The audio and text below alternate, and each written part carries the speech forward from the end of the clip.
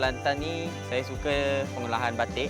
Batik diorang sangat-sangat unik dan satu lagi saya suka seni Pak Yong. Itu dua benda yang buat saya rasa macam suka dekat Kelantan. Kawin nak tera air cobek, so nasi tupek kubek basuh. So, barang yang you pakai hari ini, esok ke tahun depan ke, bila ini rosak, barang ini hantar balik ke kilang, ke mesin. Dia boleh diputar balik.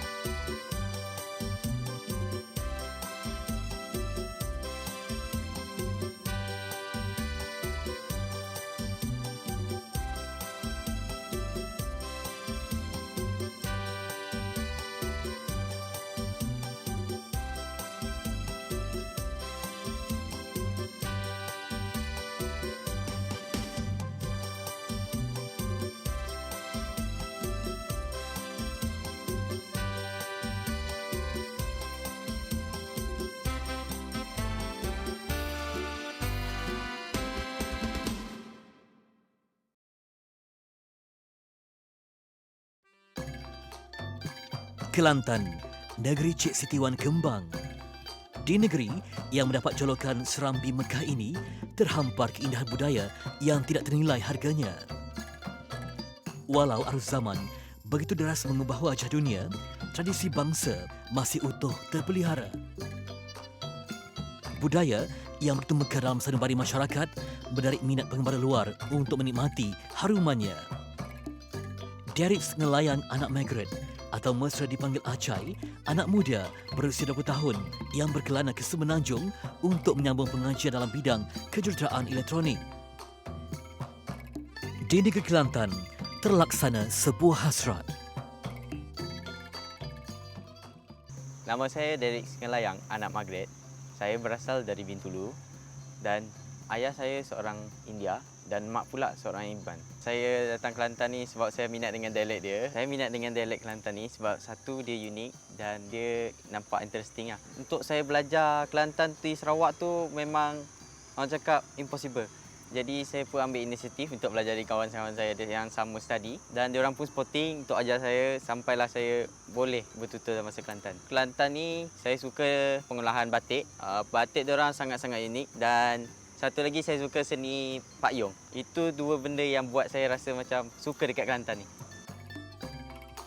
Ketika pertama kali menjejak kaki ke Kelantan, langkahnya laju menuju ke Pasar Siti Khadijah di Kota Baru. Pasar ini umpama cerminan hidup masyarakat yang gigih mencari rezeki.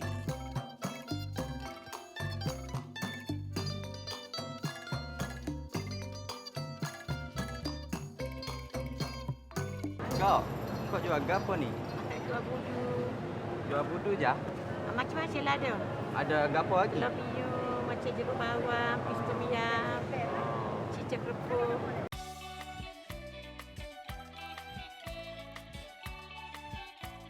Kek jenis apa ni? Kek gelama putih. Oh. Ni ada tambah. Keramahan peniaga dengan lawat Kelantan benar-benar membuatkan Acai teruja. Seperti kuih tradisi yang manis berseri, begitu juga orangnya yang berbudi pekerti. Satu bekas dia 3 yang. Kau yang ambil so. Ambil so. Saya cuba awak makan. Hak ni biasa dah awak makan. Awak makan pokok bi kayu. Oh, hot ni. Hak tu lagi sedap. Oh, kau yang ambil ni. Ambil ni, okey. Hak ni biar saya bagi satu kawan. Beres.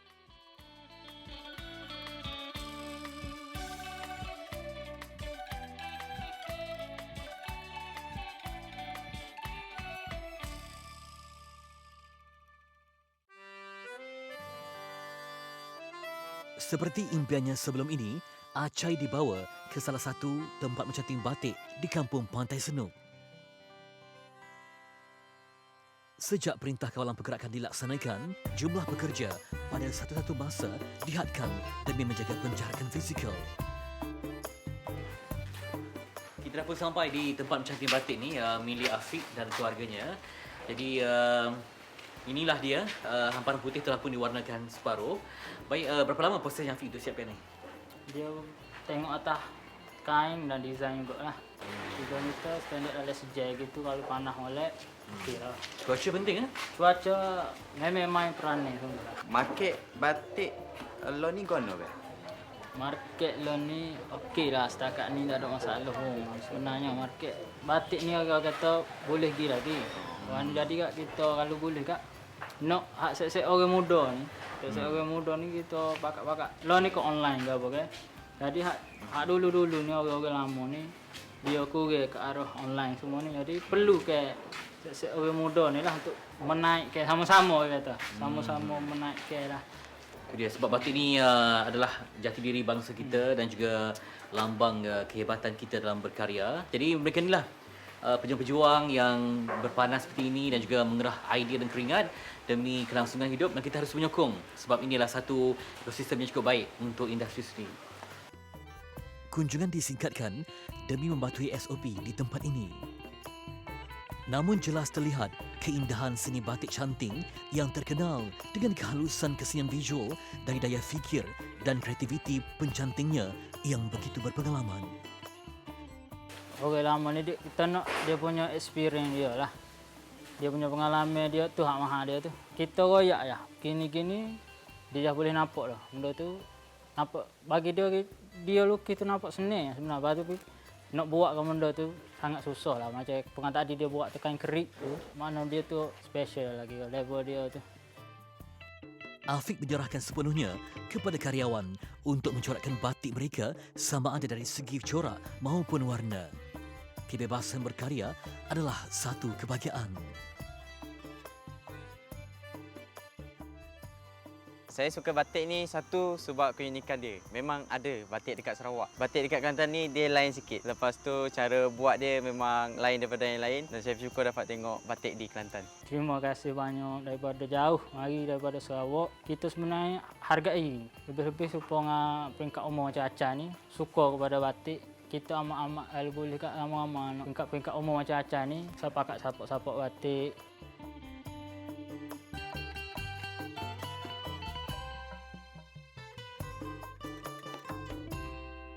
Tidak lengkap jika sudah berbatik, tidak menikmati alun pesona Mak Yong di pentas warisan.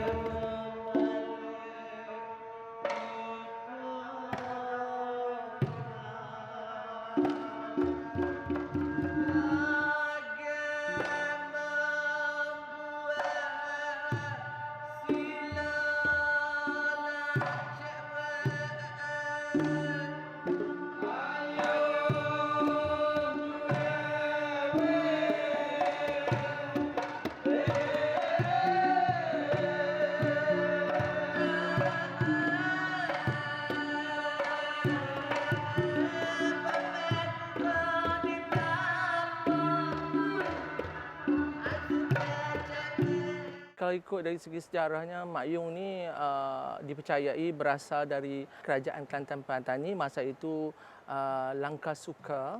Kelantan dan Perantani besar jajahannya dan lebih kurang 400 tahun yang lampau. Ya.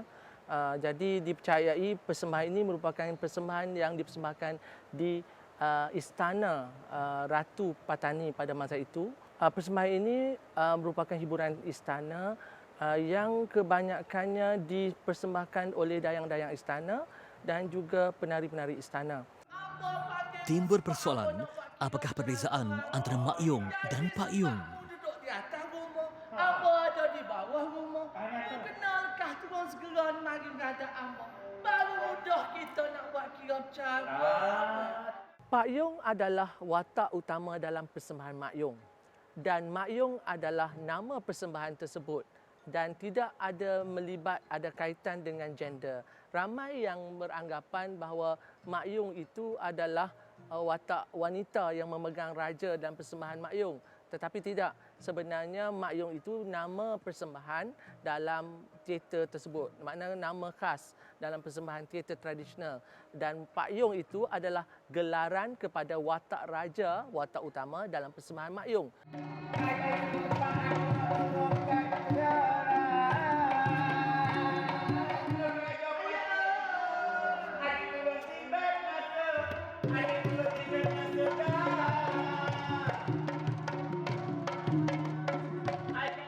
Dia lebih banyak cerita tentang kisah raja-raja, tentang bagaimana taatnya rakyat kepada raja, bagaimana kisah-kisah hubungan antara saudara mara, perebutan takhta, ada konflik, ada percintaan, ada dramatiknya. Di samping itu, dia memberi ada elemen pengajaran di mana watak jahat akan menerima balasan di penghujung cerita dan watak baik akan hidup bahagia.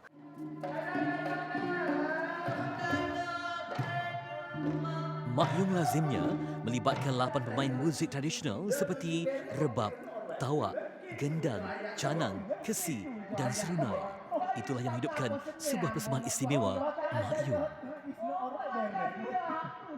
Buat pertama kali saya tengok persembahan Mak Yong ni, dia buat saya rasa happy sangat. Dan rasa teruja. Lagi-lagi saya kali pertama sampai dekat Kelantan ni, saya dapat tengok depan mata saya sendiri dan saya rasa sangat happy lah dengan persembahan tu. Setelah diharamkan persembahannya oleh Kerajaan Negeri Kelantan selama 28 tahun yang lalu, kini Mak Yong kembali bernafas di pentas budaya. Persembahan yang mematuhi syariat kini dibenarkan demi memancarkan kemurnian intelektual bangsa berbudaya tinggi.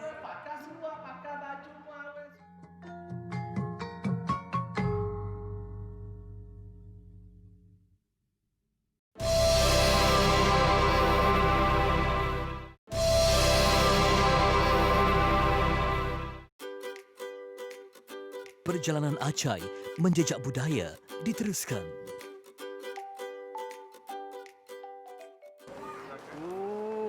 Banyaknya makanan pagi ni. Sila-sila dek. Kau pagi Nak ke? makan ke apa pagi? Oh, meme Kelantan ni, yo pagi-pagi makan berak. Meme ada keturunan nenek moyang lagi. Meme suka makan nasi belau. Oh, gitu. Pagi-pagi. Heavy semua. Antara makanan-makanan ni, Okey. hok mana satu hok paling sedap? Ni nasi tupai pasu. Okey. Ada ayam, ada ikan dengan udang. Ikan dengan Ni udang. ayam cobek kapung bukit. Soh lah. Ayam cobek, Famous bukit. ni. Sedap. Kalau macam tu, kawin nak tera ayam cobek, so nge nasi Nasi tupek. tupek kubai Lauk- pasu. So, Lauk ikan ke udang dia? no ikan. Okey, ikan dah. Orang berbudi, kita berbahasa. Orang memberi, kita merasa. Walau bukan berbangsa Melayu dan beragama Islam, ia bukan halangan untuk Acai bergaul dengan masyarakat setempat. Tidak ada batu penghalang dalam menjalinkan persaudaraan atas nama Malaysia yang muhibah dan harmoni, asalkan batasan dan norma kehidupan Timur dijaga sempurna. Kelantan antara destinasi buat pecinta makanan. Pelbagai sajian lazat dengan aroma tradisi pantas menggamit selera. Sajian bersumburkan tumbuhan seperti ulaman dan ubi kayu bukan hanya enak, malah berkhasiat demi menjaga kesihatan.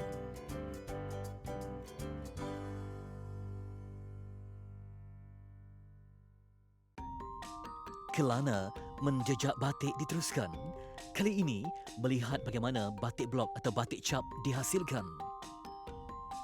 Rumah Gahara umpama mahligai warisan yang menyimpan khazanah batik blok atau batik pukul, teknik terawal yang digunakan di Malaysia sebelum batik lukis.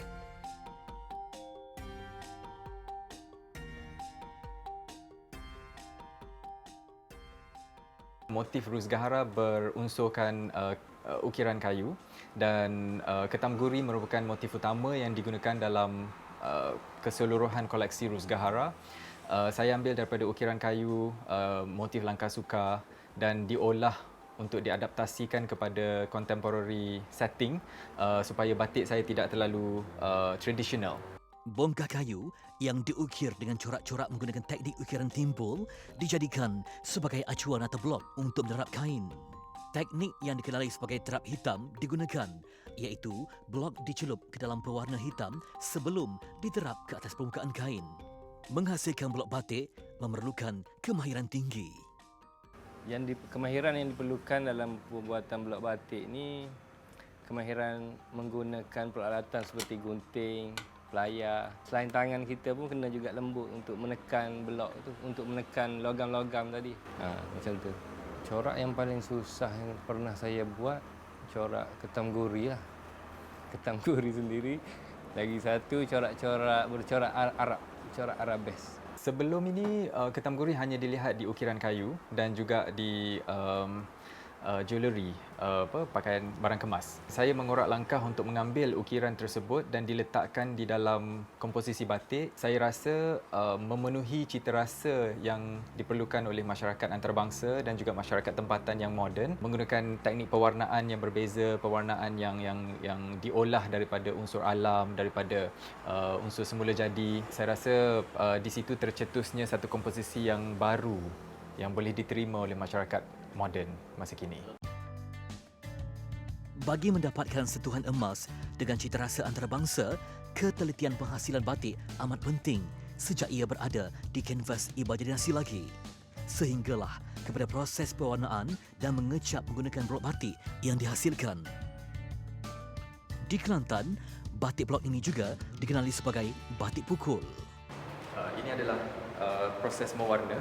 Selepas kain sudah siap di blok, kita akan bawa bentangkan di atas frame untuk dibuat proses pewarnaan. Okey, mewarna hamparan yang cukup cantik. Cuba Acai teka apa motif batik ni? Pada pendapat saya, nampak macam sayur bayam. Sayur bayam. Sayur bayam je. Tapi belakang ni bayam kan? Ya, bayam di sini. Tapi ini bukan, tapi mungkin dapat Nick ceritakan apa motifnya. Okey, so ini adalah motif asas yang digunakan oleh Rus Gahara sejak 10 tahun yang lalu, menggunakan motif ketam guri yang diambil daripada ukiran kayu zaman Langkasuka. Lebih kurang motif ni berumur lebih kurang 400 tahun dan saya olah untuk dijadikan motif di atas batik. Dan komposisinya diinspirasikan oleh mudra makyong ataupun pergerak tari makyong yang untuk motif ini dia melambangkan sembah. Saya bersangka di hamparan batik yang cukup cantik ini ada sebenarnya simbolik yang cukup luas. Ia lambang ketam guri dan juga pergerakan makyong yang cukup menawan. Cantik, macam ni pun dah cantik. Masyarakat Melayu Kelantan dikatakan terlebih dahulu mempunyai kemahiran mengecap kain menggunakan blok kayu dan bahan pewarna. Lazimnya, warna-warna asas seperti hitam, merah dan biru digunakan dalam proses menghasilkan kain cap ataupun batik cap ini. Rumah batik ini umpama muzium yang menyimpan rakaman tamadun bangsa. Sebagai contoh, kain ini bukan hanya kain batik semata-mata, tetapi umpama menyimpan sejarah zaman Langkasuka yang mengabadikan Melayu yang hebat kerana mampu untuk melahirkan corak yang bermutu tinggi, yang kreatif dan halus maknanya. Sebagai contoh, ketam guri ini pada kain sutera yang begitu cantik, warna biru yang menghamparkan samudra, dan ia umpama lambang Melayu yang kaya dengan nilai intelektual dan menyimpan kebijaksanaan yang sukar untuk ditandingi. Kain yang cukup bermakna. Batik blok telah dijadikan fashion yang eksklusif oleh para pereka fashion tempatan dan luar negara. Keaslian rekaan amat penting bagi memastikan batik tempatan mampu bertahta di sanubari peminat global. Kami di Rus Gahara cuba untuk memenuhi cita rasa, tapi yang paling penting sekali adalah kami faham di mana principle of design yang perlu diletakkan di setiap komposisi yang dibuat. Penceritaan saya memang sangat berkisarkan kepada sejarah dan juga kepada alam. So, dua unsur ini adalah sangat utama, sangat penting untuk kita ceritakan kenapa Rus Gahara boleh diletakkan di satu tahap yang boleh diterima oleh sesetengah masyarakat yang sanggup membayar dengan harga yang lebih tinggi. Sebagai simbolik kali pertama Acai sampai ke Kelantan dan sangat teruja dengan batik, maka rumah batik ini akan hadirkan satu yang istimewa untuk Acai, iaitu kain batik bermotifkan ketam guri dari Rus Gahara yang bunga pecah 5. Ya Allah kan Abel? Ya. Terima kasih Abel. Sama-sama. Kak. Warna yang cantik. Warna apa ni, Cik Nik? Ini adalah warna biru air laut yang dikombinasikan bersama dengan biru forest green. Ya, hijau hutan. Ya. Simbolik sebuah pencarian batik yang istimewa. Ya. Budaya tidak sampai ke jiwa jika tidak dijejaki. Tradisi tidak teguh berdiri jika tidak dipatri.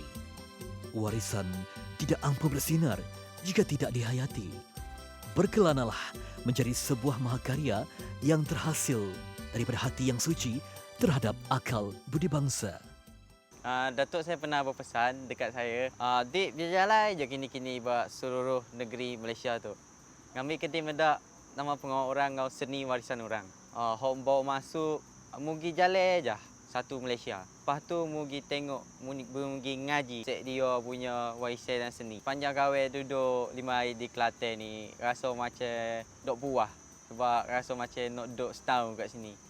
Segala kesenian dengan warisan di negeri Kelantan ni memang akan kena sampai bila-bila. Terima kasih Kelantan.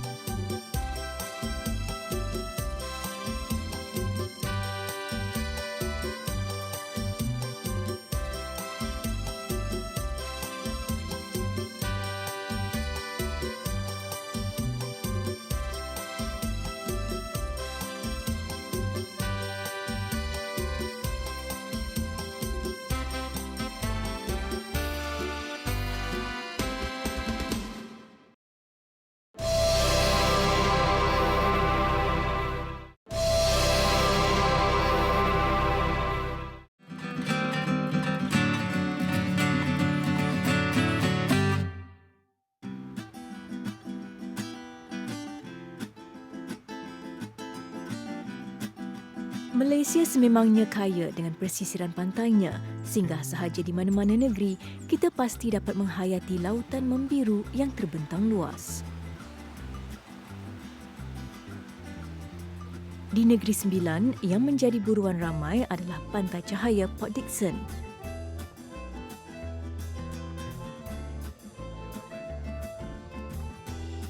Ia juga adalah tempat paling dekat dengan warga kota dari Lembah Kelang untuk memperolehi ketenangan dan lari dari hiruk-pikuk hutan konkrit.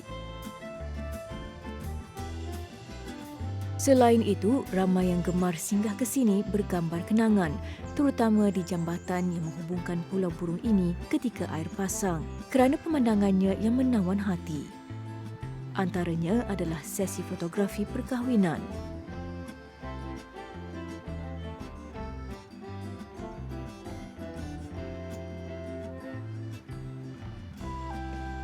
Jambatan dan tempat persinggahan Pulau Burung ini adalah usaha Majlis Perbandaran Port Dickson bagi menambah nilai pelancongan dan ia telah dibina mengikut beberapa fasa sejak tahun 2015 dengan kayu khas. Kalau kita lihat pada masa sekarang ini, jabatan ini yang telah dibina berasaskan daripada waste composite daripada syarikat AB Wood, kita nampak ianya telah bertahan begitu lama. Saya juga amat berharap bahawa produk ini kita boleh kembangkan untuk produk-produk air lain juga di tepi pantai, dan kita telah berbincang sebentar tadi untuk kita lihat kepada keperluan untuk kita membina gerai, kita membina tandas, wakaf dan sebagainya menggunakan produk yang sama, sebab kita yakin bahawa dengan produk kita guna pakai ini ianya bermutu tinggi, ianya produk tempatan, produk kita semula tidak memerlukan kos yang agak besar.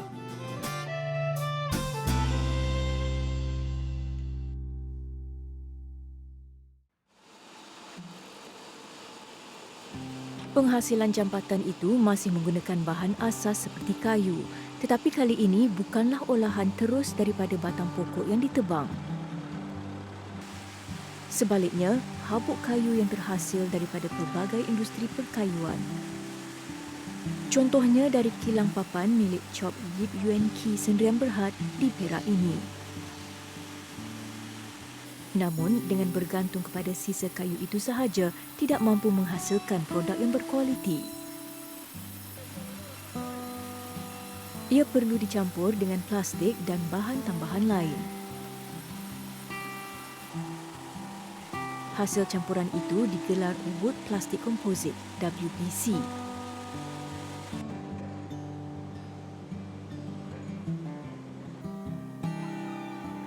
Antara kilang yang mahir dalam pembuatan WPC adalah Perceptive Profile Sendirian Berhad yang terletak di Batu Gajah atas titik peluh Clarence Chia, iaitu pengeluar yang bertanggungjawab dalam pembinaan jambatan di Pantai Cahaya Negeri Sembilan melalui jenama AB Wood. A stand for agro. Ya. B bio. Agriculture. Dia dari plantation. Dia ada nyawa. Ya. Dia boleh guna cara plantation mengadakan bahan mentah yang bernyawa. Dan juga nyawa ini boleh dilahirkan balik. Barang yang you pakai hari ini, esok ke tahun depan ke, bila ini rosak, you tak payah buang. You tak payah guna cara yang tak betul untuk menghapuskan dia. Barang ini, you nak renovation, dia kena vandalism, hantar balik ke kilang, ke mesin. Dia boleh kita balik semula. Manakala agensi kerajaan yang bergiat aktif dalam penyelidikan WPC adalah Lembaga Perindustrian Kayu Malaysia MTIB di bawah Kementerian Perusahaan Perladangan dan Komoditi. MTIB melalui pusat kajiannya, Pusat Biokomposit dan Gentian (FIDAC) bertempat di Banting Selangor telah berusaha mendapatkan bekalan bahan mentah alternatif kayu sejak tahun 2007.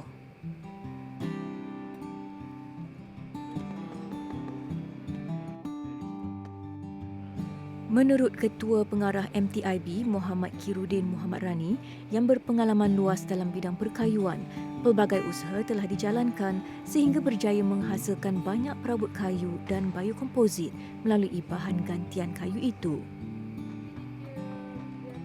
Selain itu, terdapat kerjasama dengan pihak industri tempatan maupun dengan luar negara dalam mewujudkan produk baharu sektor kayu kaya negara yang boleh dikomersialkan. Kita juga menghantar pakar-pakar penyelidik kita ke luar negara untuk mereka meningkatkan ilmu dan juga mempelajari teknik-teknik baru dalam usaha kita untuk memperkasakan lagi aktiviti R&D berkaitan dengan biokomposit dan juga biomass yang dilakukan oleh FIDAC ini. Hasilnya, beberapa penyelidik yang profesional telah dilahirkan. Dr. Yeo Beng Hung adalah antaranya. Beliau yang berasal dari Pulau Pinang telah berkhidmat dengan MTIB selama sedekad. Kepakaran yang dimiliki akhirnya membuatkan beliau diangkat sebagai teknologis profesional yang diiktiraf Lembaga Teknologis Malaysia. Antara penyelidikan Dr. Yeo adalah mengkaji komposisi WPC dan pembangunan produk baharu. Nisbah yang kami cadangkan adalah dengan menggunakan 60% serbuk kayu bercampur dengan 40% yang terdiri daripada plastik dengan aditif. Namun sesuatu kejayaan tidak akan datang bergolek. Dr. Yeo dan pasukannya telah melakukan banyak percubaan. Di mana ada kemahuan, di situ ada jalan. Akhirnya mereka berjaya memperolehi komposisi yang dikehendaki. Kami menghadapi banyak cabaran dan banyak kali kegagalan. Namun begitu, kami tidak berputus asa. Kami dapat menghasilkan produk yang berkualiti. Proses penghasilan WPC tidak terhenti dengan campuran itu sahaja. Ia kemudian perlu dimasukkan ke dalam sebuah mesin khas dipanggil extruder untuk mendapatkan bijian bergelar granule. Nampak mudah, tetapi sekiranya tersilap langkah, granule yang terhasil tidak boleh digunakan untuk proses seterusnya. Seorang lagi pakar penyelidik di FIDAC adalah Dr. Loh Yue Feng. Ibu kepada 2 orang cahaya mata ini mengkaji bahan mentah alternatif lain selain habuk kayu dalam penghasilan WPC dan produk biokomposit lain. Menurutnya, di luar negara, kajian yang menggunakan gentian semula jadi telah lama dilakukan. Tetapi gabungan bahan gentian dengan besi dalam penghasilan WPC hanya Malaysia melalui MTIB FIDAC yang membuatnya. Bahan mentah alternatif kayu yang terdapat di Malaysia ada berbagai jenis. So termasuk yang biomass dari perladangan kelapa sawit dan juga tari pertanian seperti segar badi dan juga rice straw.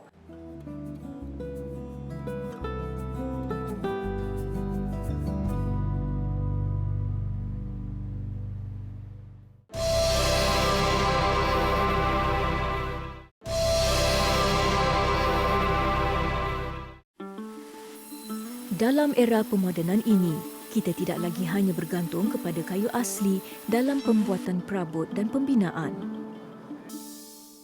Terkini, wujud wood plastic composite (WPC) hasil titik peluh sebilangan individu yang berwawasan tinggi bagi menggantikan bahan mentah itu.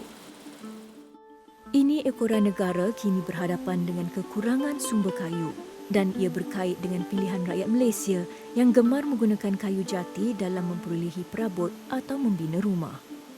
Namun tanpa disedari, lama-kelamaan bahan mentah ini juga akan pupus walaupun negara mempunyai hutan belantara, sekaligus menjejaskan ekosistem yang sedia ada. Menyedari kepentingan itu, pihak Lembaga Perindustrian Kayu Malaysia (MTIB) melalui Pusat Biokomposit dan Gentian (FIDEC) di Banting Selangor maju setapak lagi dalam pembuatan WPC. Research kita telah ke peringkat di tahap yang lebih tinggi, yang mana kita telah mengeluarkan wood plastic composite ini dicampurkan dengan bahan seperti besi dan keluli yang dikenali sebagai metal reinforced composite. Dan ini adalah lebih kuat dan boleh dijadikan sebagai structural usage kepada sektor pembinaan, iaitu kita boleh menggunakan ia sebagai tiang dan juga load bearing dan juga structure kepada pembinaan sektor pembinaan di negara ini. Walaupun FIDEC berperanan sebagai pusat penyelidikan, mereka mengalung-alungkan peluang bekerjasama dengan penggiat industri. Ini kerana dalam sesuatu perkara, teori perlu digabungkan dengan praktikal, barulah menampakkan hasil yang memberangsangkan. Maka kerjasama sering dijalankan bersama individu seperti Clarence Chia dari Perceptive Profile Sdn Bhd di Perak. Berkecimpung dalam dunia produk biokomposit sejak tahun 1990-an dengan beberapa kali jatuh bangun, membuat lelaki berusia 54 tahun ini mengetahui segala selok-belok pembuatan WPC. Menurutnya, WPC mempunyai kelemahan kelenturan, iaitu kayu khas ini mudah melendut. Bagi mengatasi permasalahan ini, dia dan pakar penyelidik FIDEC membuat formula terbaharu menggabungkan WPC dengan besi. MTIB melalui FIDEC, iaitu Research Center mereka, berfungsi ataupun dia responsible for the material improvement. AB Wood, iaitu online production, modification of machinery, dye, everything. Ya, so akhirnya kita mulakan projek ini. Dan dalam masa, kalau tak silap lebih kurang 1,5 tahun, produk timbul, sudah dilahirkan. Segala ilham yang tercetus bukan setakat angan-angan kosong. Semuanya akan diusahakan sehingga menjadi. Apabila produk gabungan WPC dan Metal Reinforced MR terhasil, pelbagai ujian akan dilakukan di Makmal FIDEC Selangor sebelum diedarkan ke pasaran. Kali ini, Dr. Loh bersama pengarahnya Faridatul Nazli Muhammad Zain dan pasukan perlu memastikan produk ini mempunyai ciri-ciri yang seakan sama dengan kayu jati supaya ia boleh digunakan sebagai bahan binaan, bukan sekadar perabot. Sentiasa yang kita lakukan untuk kerja-kerja pengujian di FIDEC, kita ada menanggungi pengujian termasuk fizikal, mekanikal dan juga pengujian kimia. So yang semua pengujian ini kita untuk menentukan kualiti terhadap sesuatu produk yang kita hasilkan ataupun kita bangunkan. So kita perlu tahukan dari segi kekuatan, kelenturan produk tersebut dan juga ketahanan, supaya dia lebih berkualiti dan juga boleh dikomersialkan mengikut piawaian antarabangsa. Turut diuji adalah ketahanan terhadap cuaca di Malaysia yang sentiasa tidak menentu. So yang peralatan ini kita digunakan untuk membuat simulasi tentang cuaca kat luar. So biasa kita guna mesin ni untuk kita jalankan pengujian untuk pengujian cuaca.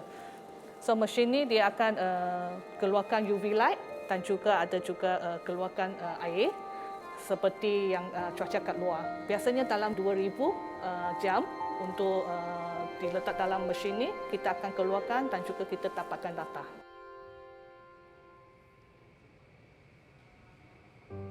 Penat lelah para penyelidik di FIDEC akhirnya membuahkan hasil apabila mereka memenangi Gold Medal Award dalam the 19th International Expo on Invention and Innovations Malaysia Technology Expo pada Februari lalu.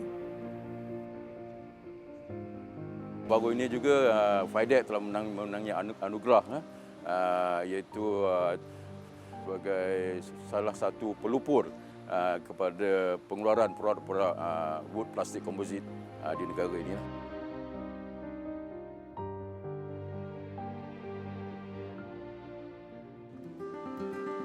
Lain pula kisahnya dengan usahawan AB Wood Perak ini.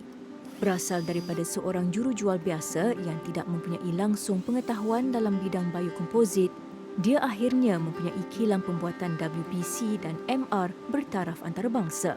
Namun, hanya Clarence Chia sahaja yang mengetahui perit jerih yang perlu dilaluinya untuk memiliki kejayaan itu. Setiap kali nak ada keuntungan sikit, dia tarik itu modal dengan untung sekali, lari. Saya memang susah. Sampai saya 9 bulan tak ada gaji. Tetapi masih nak tanggung hutang. Nasib baik, saya jumpa seorang customer saya pada masa itu. Di mana sekarang dia adalah major shareholder syarikat ini. I'm very, very lucky to have this support. So, sejak tu, saya terus menghadap depan dan langsung tak pandang. Masa sama, saya beritahu rakan-rakan kerja saya. Saya punya abang adik sekarang ni, pecuangan saya. Saya kata, impian Chia satu saja. Kita sama-sama kerja, kita sama-sama cari makan.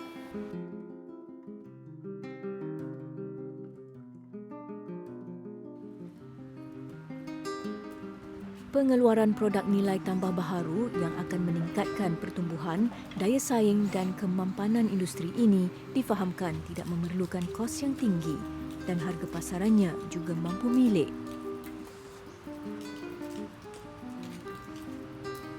Di samping itu, selain dalam negara, ia juga dalam proses menembusi pasaran antarabangsa, sekaligus menjadi penyumbang penting dalam ekonomi negara.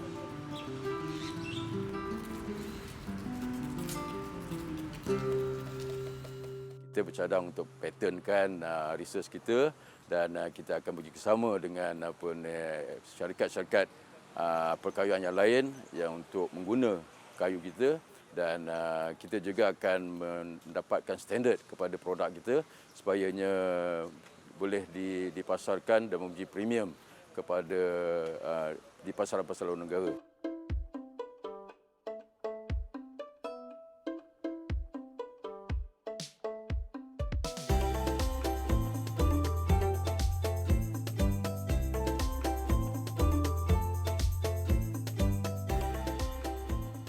Pekan Port Dickson Negeri Sembilan.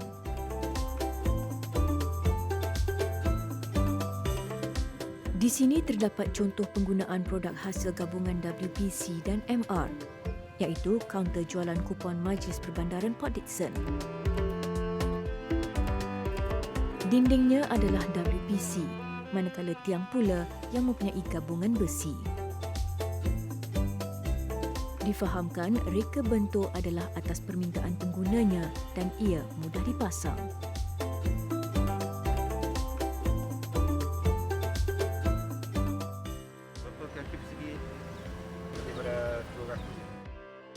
Dari kilang semuanya prefabricated dekat kilang, prefab. Hantar ke situ, pasang balik. Bila you nak tukar tempat tapak dari satu tempat ke lain tapak, you tak lebih 1 jam, you tanggal semua, pindah ke tempat baru, naikkan balik dalam 1 jam. So this is the concept of AB Wood for MR.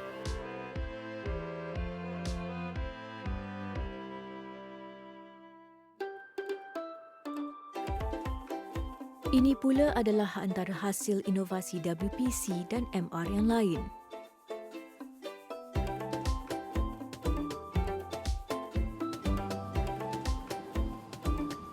Usaha sama para pengkaji FIDEC dan Clarence Chia harus diteladani bagi kebaikan komoditi negara.